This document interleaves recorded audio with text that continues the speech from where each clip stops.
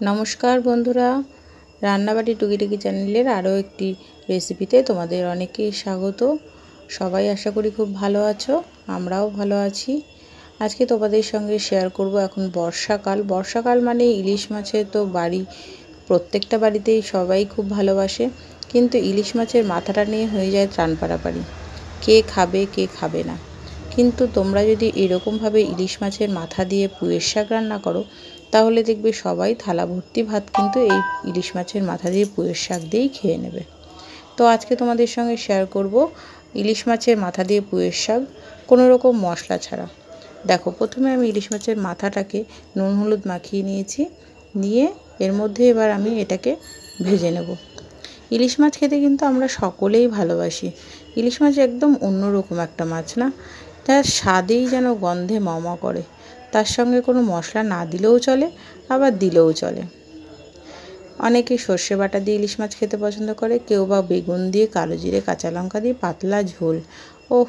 এরকম হলে যেন আর কিছুই লাগে না, খুবই ভালো লাগে।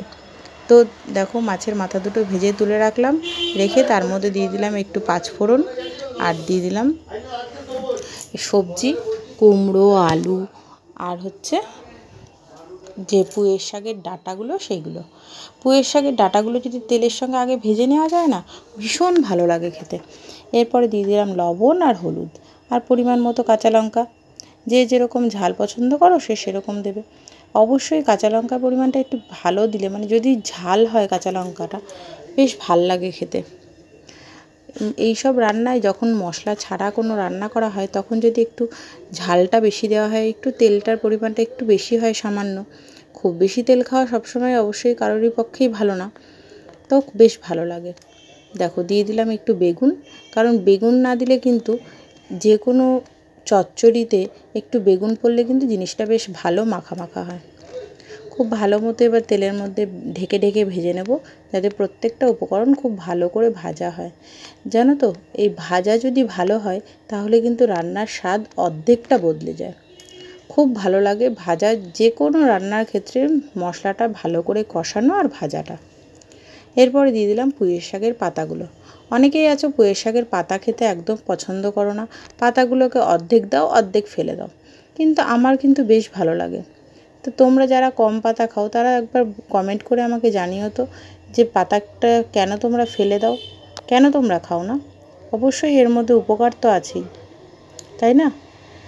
তো যাই হোক, এটা একদম আমাদের গাছের ছাদের টবের গাছে হয়েছিল এই পুঁই শাকগুলো। তো বাড়ির তৈরি কোনো সার ছাড়া পুঁই শাক, এতে স্বাদ তো অবশ্যই আছে, কারণ দেখবে যে কোনো সার ছাড়া জিনিসের কিন্তু স্বাদই আলাদা। আর বাজারে যেগুলো কিনতে পাওয়া যায় সেগুলোতে কিন্তু অতিরিক্ত সার দেওয়া হয় বলে তার স্বাদটা বদলে যায়। আর কেমন বর্ষাকালের পুঁই শাক কিন্তু বাজারেরটা কেনা খেতে একটু জলসাও লাগে। তো ভালো করে দেখো আমি ভেঙে নিলাম। তো মাছের মাথাগুলো যেগুলো ছিল সেগুলো কিন্তু আমি একদম নিচে তলায় ঢুকিয়ে দিচ্ছি, যাতে ভালো মতো সেদ্ধ হয়ে যায়।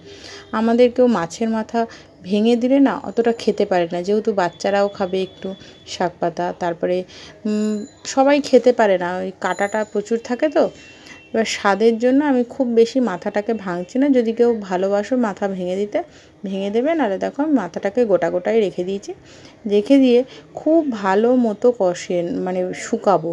এই চচ্চড়ির ক্ষেত্রে অনেকে আছে একটু জলসা অবস্থায় রেখে দিলাম, তাহলে কিন্তু তার স্বাদ হয় না। এরপরে দিয়ে দিলাম একটু সামান্য চিনি। শাক পাতায় তো একটু মিষ্টি না দিলে ভালো লাগে না, তো সবাই ভালোবাসে এই শাক পাতায় একটু মিষ্টি দিতে। তো যাই হোক, দিয়ে দিলাম, দিয়ে এবার খুব ভালো মতো শুকাবো, যতক্ষণ না পর্যন্ত একদম জল ভাবটা চলে যাচ্ছে, ততক্ষণ পর্যন্ত শুকিয়ে এটাকে নামিয়ে নেব। তোমরা এটা গরম গরম ভাতের সঙ্গে খেয়ে দেখো, অসাধারণ লাগে, অসাধারণ। তোমরা একবার ট্রাই করো, যদি ভালো লাগে অবশ্যই কিন্তু কমেন্ট করে জানাতে ভুলো না।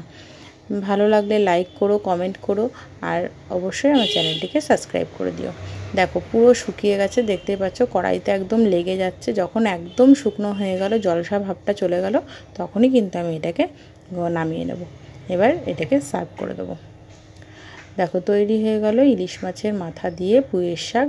রেসিপিটা কেমন লাগলো অবশ্যই কমেন্ট করে কিন্তু জানাতে ভুলবে না। ভালো লাগলে like, comment, share and subscribe, এই করেই তোমাদের কাছে চাওয়ার, অবশ্যই কিন্তু করে দিও।